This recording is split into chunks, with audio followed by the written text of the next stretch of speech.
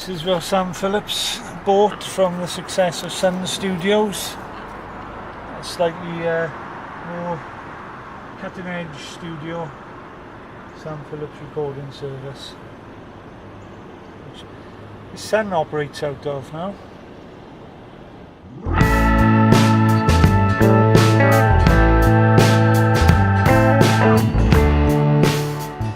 We're here in Union. This is the site of formerly Madison Cadillac, which until '66 was called Southern Motors or Southern Cadillac. It's a photo of Elvis coming through the gates there with his crew. Anyway, it was here that Elvis bought the famous pink Cadillac in the 50s, and he bought many Cadillacs over the years. Most of them came from this dealership that stood here. Most famously, perhaps, buying 14 Cadillacs in one day in 1975.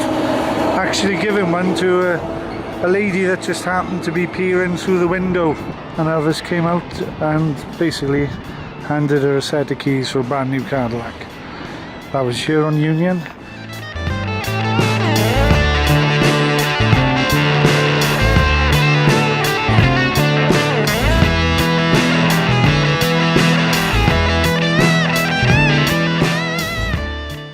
So just a bit further up here on Union, approximately in this location here, used to be Shilling Motors, a Lincoln dealership. Elvis bought many Lincoln-like Cadillacs. Lincoln perhaps was his second favourite make of car, and he bought many through here. And one weekend he bought the entire stock that they had at the time for $60,000. Just a little bit further up there was a Pontiac dealership, Sid Carroll Pontiac. Elvis wanted to buy his cook Mary Jenkins a house, and he's phoned the realtor, a realtor called Portia Fisher. Portia Fisher, on discovering that Elvis wanted to look at a house, for some reason felt a bit nervous and brought her mother along, as you do. By the end of the day, Elvis had bought Mary Cook a house, brought them all to the Pontiac dealership here, and had bought a Pontiac for the realtor, Portia Fisher, and the realtor's mother, from Sid Carroll Pontiac, just a little bit further up on the right, probably up around where Walgreens is now, or the Exxon garage just past it.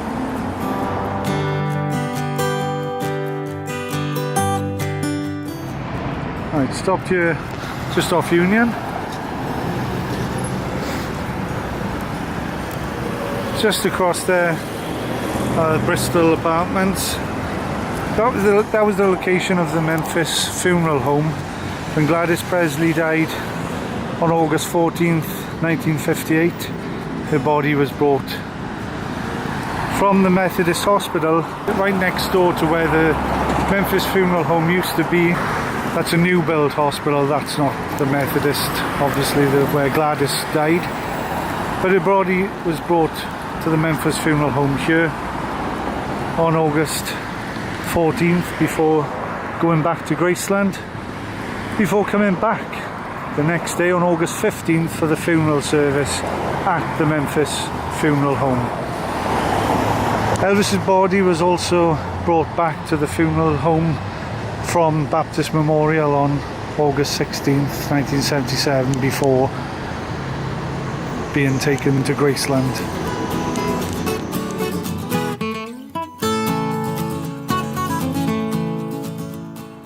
So we've stopped here on the aptly named Linden Avenue.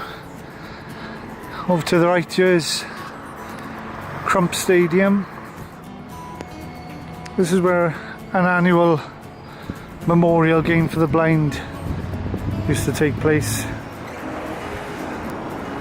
and it was here in December '56 that Elvis was invited to present the tiara to the queen of that year's particular game, a girl called Sun Manka, but Elvis didn't show up until 30 minutes later, so she'd already received her tiara, but he did actually meet her for a photo shoot, just for photo shoot kiss. Another generous aspect of Elvis was a year later, for the same event, Elvis actually paid the tickets for the whole of Humes High School to attend the game, although Elvis didn't attend himself.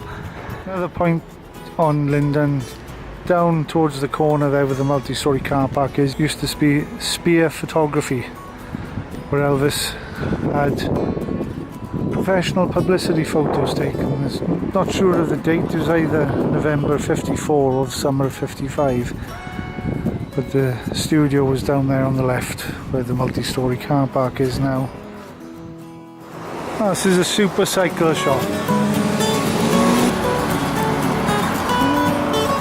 Oh, Super Cycles is closing. It's been open for 47 years. Elvis became a customer here in 1975 and bought many of his bikes and trikes from the shop. Oh, and actually they've got, can't really see it very well through the window, but they've actually got a display model here that of the bike that Elvis bought. There's pictures of Elvis on the bike down there. Super Cycles did maintain all the bikes and trikes on display in the Elvis Presley Auto Museum, so it's actually closing for business. So that'll be another old Elvis site on the Elvis's Memphis route, perhaps to be chalked off.